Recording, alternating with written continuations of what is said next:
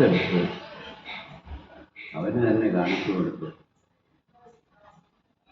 അങ്ങനെ നല്ല മനുഷ്യരെ ഓരോരുത്തരും നല്ല മനുഷ്യരായി വളർന്നു വരുന്നത് തന്നെ അവരവരുടേതായ രീതിയിലാണ്. ആണോ അല്ലേ? പുട്ടുകുറ്റി അറിയാം? പുട്ടുകുറ്റിയിൽ പുട്ട് വേവിച്ച് കമ്പുകൊണ്ട് വീട്ടി കമ്പുകൊണ്ട് എല്ലാ പുട്ടും ഒരുപോലെ ഇല്ലേ? അതുപോലെയാണോ മനുഷ്യനെ വളർത്തിയെടുക്കുന്നത്? പുട്ടുകുറ്റിയെന്ന് പുട്ടു ഉണ്ടാക്കിയെടുക്കുന്ന പോലെ എല്ലാ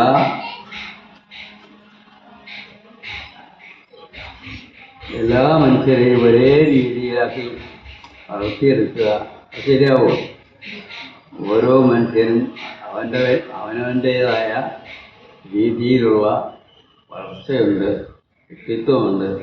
ആ വ്യക്തിത്വത്തെ മുഴുവൻ കണ്ടെടുത്ത് അതിൻ്റെ പ്രത്യേകത എല്ലാം കണ്ടെടുത്ത് ആ വ്യക്തിത്വത്തിൻ്റെ പൂർണ്ണതയിലേക്ക് അവനെ വളർത്തിയെടുക്കുക. അപ്പോൾ ഓരോ വിദ്യാർത്ഥിയെയും നിങ്ങൾ പഠിച്ച് അവനിലുള്ള വ്യക്തിത്വത്തിൻ്റെ നല്ല വശങ്ങൾ പുറത്തെടുത്ത് അവന് തന്നെ കാണിച്ചു കൊടുത്ത് അങ്ങനെ നല്ല മനുഷ്യരെ വളർത്തിയെടുക്കുക എന്നതായിരിക്കണം വിദ്യാഭ്യാസത്തിൻ്റെ ലക്ഷ്യം എന്നതാണ്. രാജ്യത്തിൻ്റെ ലക്ഷ്യം അതാണോ? ഏതായാലും ഇങ്ങനെ മാറ്റം വരുത്തി. ഏതായാലും അങ്ങനെയുള്ള ഒരു ലക്ഷ്യത്തോടു കൂടി വേണം നമ്മൾ അല്ലെങ്കിൽ നിങ്ങൾ വിദ്യാർത്ഥികളെ വളർത്തിയെടുക്കേണ്ടത് ടീച്ചേഴ്സായി തീരുമ്പോൾ എന്ന ഒരു നിർദ്ദേശം ആണ് ആദ്യം തന്നെ എനിക്ക് വയ്ക്കാനുള്ളത്. പിന്നീട് എന്താണ് നമ്മൾ എഴുതി വെക്കുന്നത്? വയസ്സായപ്പോൾ മറവി കൂടുതൽ.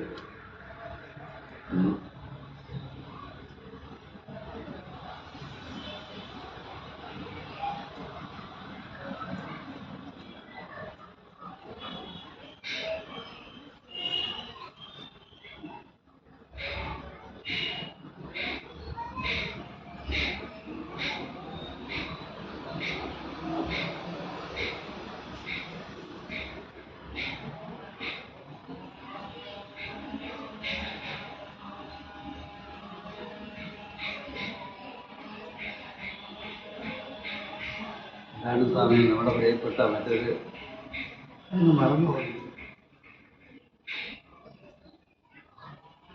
മറ്റൊരു മൊത്തം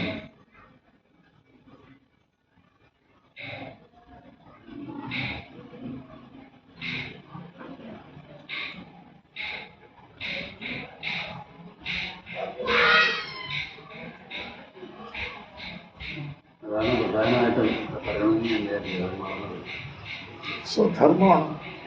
സ്വധർമ്മം സ്വധർമ്മം കണ്ടെത്തുക എന്നുള്ളത്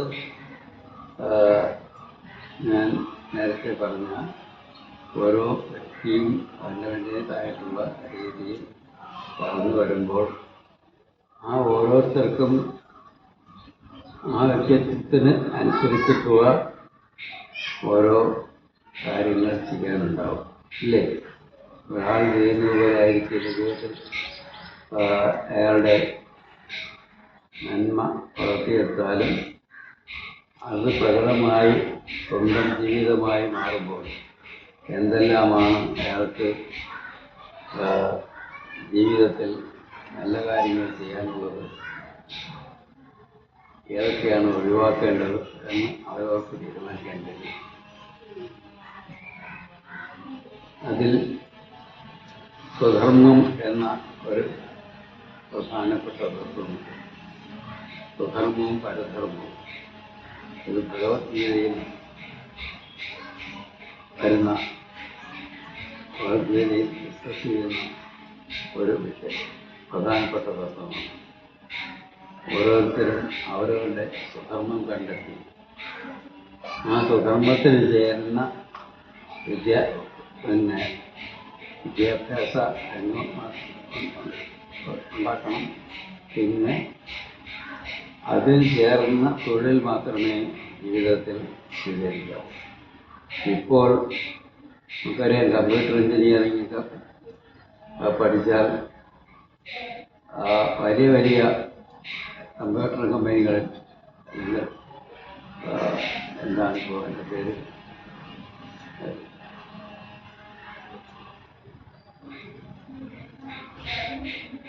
ഇങ്ങനെയുള്ള തൊഴിൽ രംഗത്ത് കയറിയാൽ ഈ കമ്പ്യൂട്ടർ രംഗത്തിൽ കമ്പ്യൂട്ടർ പ്രവർത്തിച്ചുകൊണ്ട് മുഴുവൻ സമയം നല്ല ശമ്പളം കിട്ടും.